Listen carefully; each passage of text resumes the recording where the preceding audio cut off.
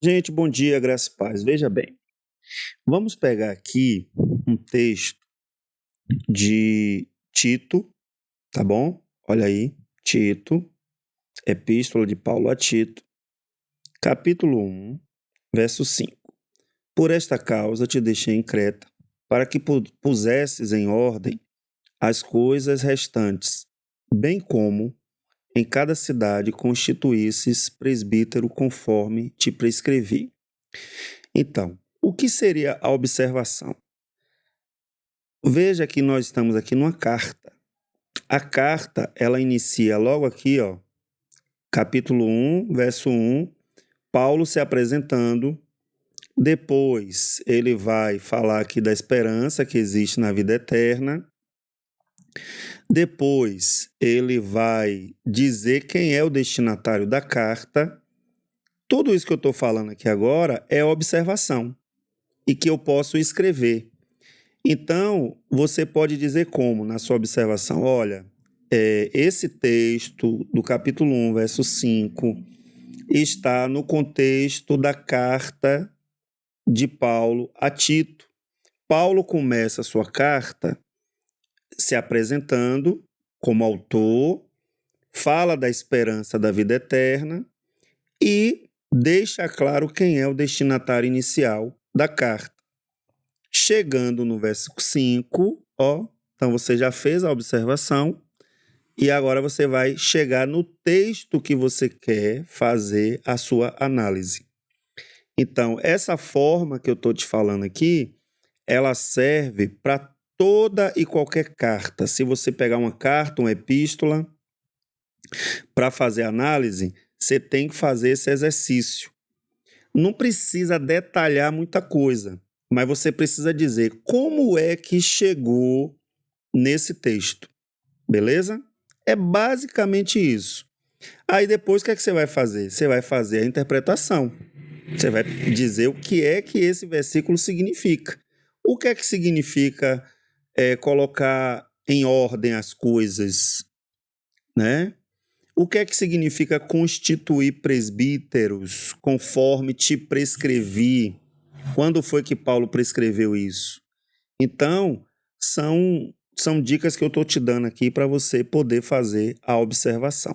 Aí depois você faz a interpretação, depois correlação e depois a aplicação. Mas eu estou percebendo que a maioria está com dificuldade na observação. Não está conseguindo fazer a observação porque são muitas perguntas e vocês estão achando que tem que fazer todas aquelas perguntas. Mas ali é um roteiro, tá bom? Fala, minha gente, ó, vamos lá, vamos pegar o Evangelho de Lucas.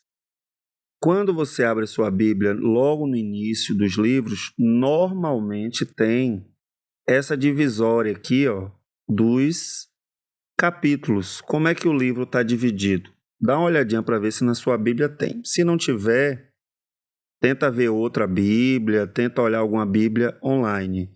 Mas essa divisão aqui, ela ajuda também a gente fazer a observação do texto. Se você olhar, o livro de Lucas aqui está dividido na primeira parte, segunda parte, terceira parte, Ministério de Jesus na Galileia, e a quarta parte, o Ministério de Jesus, a viagem em Jerusalém, que é do capítulo 9 ao capítulo 19. Eu quero analisar o capítulo 10, então eu já sei que o capítulo 10 está dentro da quarta parte do livro, tá bom? Isso me ajuda a entender demais, né? Isso me ajuda demais a entender o livro. Aí eu vou lá no capítulo 10, vou ver como é que eu faço aqui, vou voltar aqui, peraí. Lucas 10, 1. Então eu já vi que essa parte aqui começa no capítulo 9, tá? Um pouquinho aqui, né? Nesse trechozinho aqui do capítulo 9. Quando você pega o capítulo 10, olha como ele começa. Depois disto. Depois disto o quê? É a primeira pergunta que o intérprete da Bíblia tem que fazer, né? Depois disto, designou outros 70.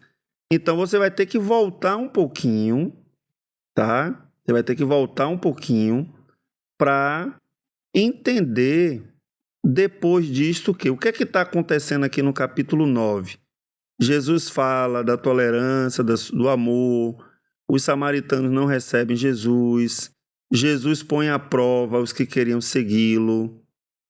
Então, o contexto aqui é um contexto onde as pessoas estavam deixando de seguir Jesus. Algumas pessoas estavam abandonando a caminhada com Jesus porque não queriam obedecer, não queriam seguir, não queria também passar os perrengues da vida, como Jesus mesmo fala aqui, né? Que as raposas têm covis e as aves do céu seus ninhos, mas o filho do homem não tem onde reclinar a cabeça. Então, muitas pessoas estavam deixando de seguir Jesus. Então, esse depois disto aqui está relacionado a esses fatos que estão narrados anteriormente. Beleza? Então, isso é observar o texto, que é a parte que eu estou percebendo que a maioria está com dificuldade. Você tem que observar onde é que o texto começou, o que é que gerou essa fala aqui. Por isso que o evangelista Lucas ele começa dessa forma, depois disto, tá? Então, essa dica aí eu acho que ajuda vocês na hora que for